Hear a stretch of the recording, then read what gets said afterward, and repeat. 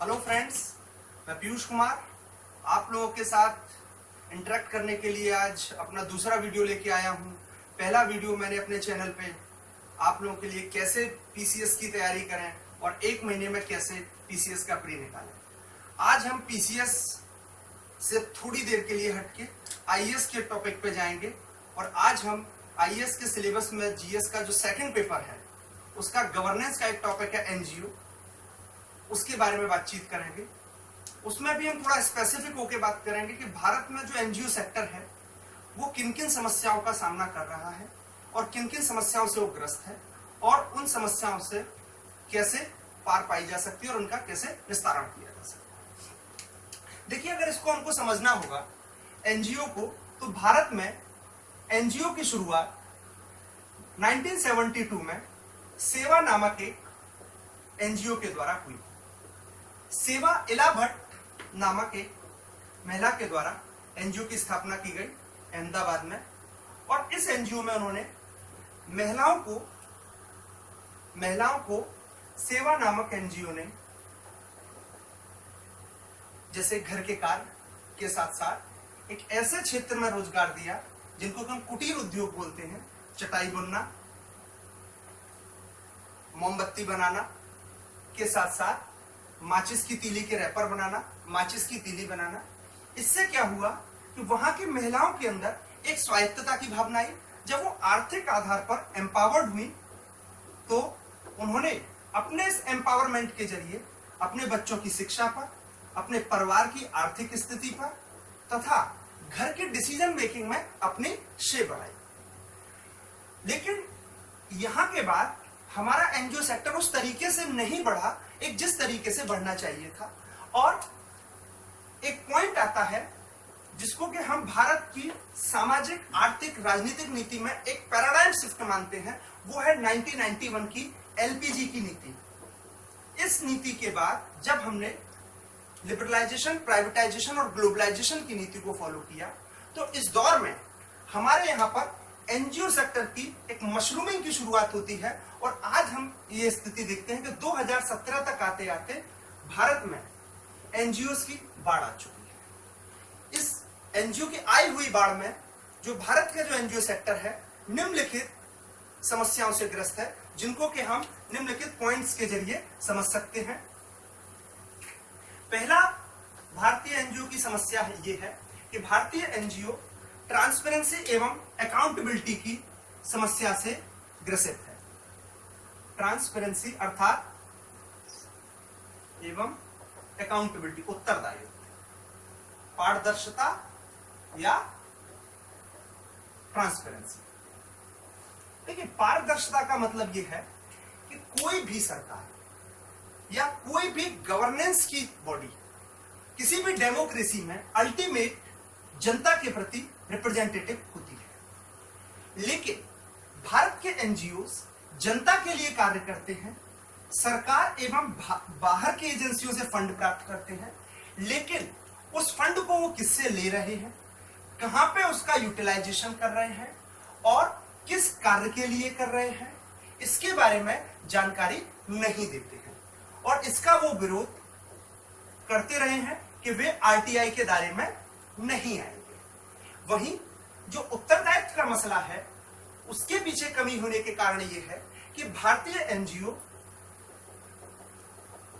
भारतीय समाज के प्रति उतने उत्तरदायित्व नहीं है, भारतीय सरकार के प्रति उतने उत्तरदायित्व नहीं है जितने अपने फंडिंग करने वाले ऑर्गेनाइजेशंस के प्रति है, तथा अपने प्रॉफिट को लेके एनजीओ मैक्सिमाइज हो रहे हैं। जैसा कि हम जानते हैं कि एनजीओ की जो फिलॉसफी होती है नो प्रॉफिट पे होती है।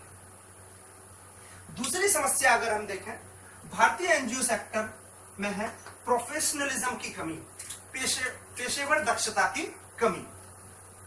पेशेवर या प्रोफेशनलिज्म का न होना, पेशेवर दक्षता। कहने का अर्थ है कि भारत में जो एनजीओ सेक्टर है उसमें जो लोग रोजगार देख रहे हैं या जो लोग आ रहे हैं उनके अंदर एक प्रोफेशनल एटीट्यूड नहीं है, उनके पास एक प्रॉपर ट्रेनिंग नहीं है। इसका रीजन ये है कि एनजीओ में हमारा जो यूथ का वो पूल आ रहा है, टैलेंट का वो पूल आ रहा है जो engineering, doctor, law, IAS, PCS की तैयारी के बाद जो बच्चा बच जाता है, जिसको कहीं रोजगार नहीं मिलता है, वो एनजीओ में आता है। टैलेंट के न आने का कारण यह है कि एनजीओ जिन लोगों को हायर करते हैं उनको अच्छी सैलरी नहीं देते हैं और एक बड़े ही मिनिमम वेज पर एक रोजगार दे रहे हैं। तीसरा, पेशेवर दक्षता का रीजन यह है कि हमारे एनजीओ आज उतने टेक्नोलॉजिकली एडवांस नहीं है, अपने आप को इवॉल्व नहीं कर रहे हैं, एक सेट पैटर्न पर ही कार्य कर रहे हैं। तीसरी समस्या हमारे एनजीओ में यह है कि जो हमारी इंडियन सोसाइटी की समस्या है, जिस चीज से आज हमारी राजनीति, हमारी समाज, हमारी इकोनॉमी, हर तरफ हमारा समाज जिन समस्याओं से ग्रस्त है, उन्हीं समस्याओं से हमारा एनजीओ भी ग्रस्त है, जिनको हम बिंदुवार कह सकते हैं कि हमारा एनजीओ सेक्टर क्लास, कास्ट और जेंडर बायसनेस से ग्रस्त है। कहने का अर्थ है कि हमारे यहाँ पे जो एनजीओ सेक्टर है उसमें जो लोगों का रिप्रेजेंटेशन है हायर लेवल पर, और जो एनजीओ के जो स्टेक होल्डर हैं, जो वहां की कमेटी में है, वो लोग हैं जो हाई क्लास से आते हैं, उच्च वर्ग से आते हैं, या फिर उन कास्टों के लोग हैं जो भारत की उच्च कही जाने वाली जातियों से आते हैं, जैसे ब्राह्मण, क्षत्रिय, वैश्य, कायस्थ। वहीं भारत के एनजीओ में भी एक लिंगगत भेदभाव की समस्या देखी जा रही है। भारत के एनजीओ सेक्टर में महिलाओं को पार्टिसिपेशन नहीं है, महिलाओं के इंडिपेंडेंट एनजीओ नहीं है भी तो उनकी संख्या कम है, और अगर संख्या है भी तो उनकी डिसीजन मेकिंग में पुरुषों का से ज्यादा हो गया है। इस वजह से भारत का एनजीओ सेक्टर आज क्लास, कास्ट और जेंडर बायसनेस से या जेंडर बेसिस पे एक जस्टिस को सोसाइटी को प्रोवाइड नहीं कर पा रहा है। चौथी समस्या भारत के एनजीओ सेक्टर की यह है कि जैसा कि आईबी ने अभी कुछ दिन पहले अपनी एक रिपोर्ट में कहा था कि भारत के कुछ एनजीओ सेक्टर, कुछ एनजीओ जो कि फॉरेन फंडिंग लेते हैं, जैसे ग्रीन पीस इंटरनेशनल पे आरोप लगा, वो भारत की सॉवरेनिटी के लिए चैलेंज पैदा कर रहे हैं, भारतीय सुरक्षा के लिए खतरा पैदा कर रहे हैं। यहां पे एनवायरमेंट इत्यादि मुद्दों के आधार पर एक दबाव की पॉलिटिक्स करते हुए कि भारत विकास न कर सके और अपनी क्षेत्रीय समस्याओं से ग्रसित रहे, जैसा कि नक्सलवाद। और कई बार ऐसा मानना है कि एनजीओ उन तत्वों को समर्थन करते हुए फॉरेन एजेंसीज को डेटाबेस भी प्रोवाइड करा रहे हैं, जो भारतीय सरकार का तथा भारतीय लोगों का, जहां पे प्राइवेसी पे अधिकार है। अगला समस्या भारत के एनजीओ सेक्टर की यह है कि जो भारत का जो एनजीओ सेक्टर है वो एक नेगोशिएटिंग मॉडल में नहीं है। जब किसी चीज का वो विरोध करता है तो वहां पे वो रिजिड हो जाता है, वो एक बार्गेनिंग टूल पे नहीं आता है कि सरकार के साथ एक नेगोशिएशन करे, समाज के साथ नेगोशिएशन करे और लोगों को मेन स्ट्रीम में लेके आए। वो रिजिड हो जाता है, विरोध के लिए विरोध करता है। छठी समस्या भारत के एनजीओ सेक्टर की यह है कि हमारा जो एनजीओ सेक्टर है वो वेस्टर्न मॉडल को कॉपी करने की कोशिश कर रहा है। हमको एक चीज समझनी होगी कि कोई भी समाज में जो उनकी समस्याएं हैं, वहां की ज्योग्राफी, अर्थव्यवस्था, इतिहास और भूगोल का एक परिणाम होता है। उसी तरीके से जो भारत की समस्याएं हैं, भारत के जो गवर्नेंस के जो मुद्दे हैं, वो हमारी ऐतिहासिक, सामाजिक, राजनीतिक, धार्मिक परिप्रेक्ष्य में छुपी हुई है। लेकिन हम क्या कर रहे हैं, हम वेस्ट के अनुसार एक आइडियोलॉजी को कॉपी कर रहे हैं और उसके आधार पर अपनी समाज की समस्याओं को दूर करने की कोशिश कर रहे हैं। इसी चीज को कहते हुए फ्रांसिस फुकुयामा साहब ने अपनी किताब political order and political decay में भारत एवं थर्ड वर्ल्ड के देशों के लिए एक वर्ड कॉइन किया कि यहाँ के देश आइसोमॉर्फिक मिमिक्री नामक एक समस्या से ग्रस्त हैं। इस आइसोमॉर्फिक मिमिक्री का मतलब है कि जब आप अपनी भौगोलिक, आर्थिक, सामाजिक, राजनीतिक परिस्थितियों को समझे बगैर वेस्टर्न वर्ल्ड के वैल्यू सिस्टम को, वेस्टर्न वर्ल्ड की चीजों को वहां को कॉपी करते हैं, तो यह आइसोमॉर्फिक मिमिक्री कहलाती है। अगली समस्या है डेवलपमेंट वर्सेस एनजीओ।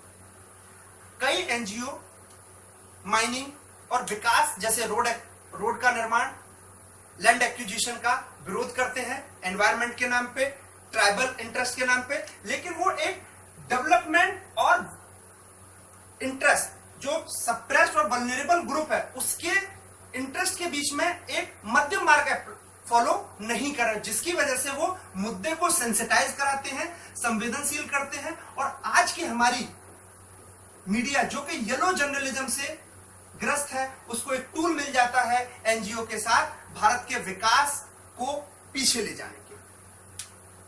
अगली समस्या यह है कि जैसा कि बहुत सारी रिपोर्ट्स में देखा गया है कि भारत में जो एनजीओ सेक्टर है, जिस तरीके से क्रॉनी कैपिटलिज्म, परिवारवाद और भाई भतीजावाद से ग्रस्त है, उसकी वजह से भारत के टोटल जीडीपी का 2.5 से 3% तक हमें प्रति साल लॉस हो रहा है।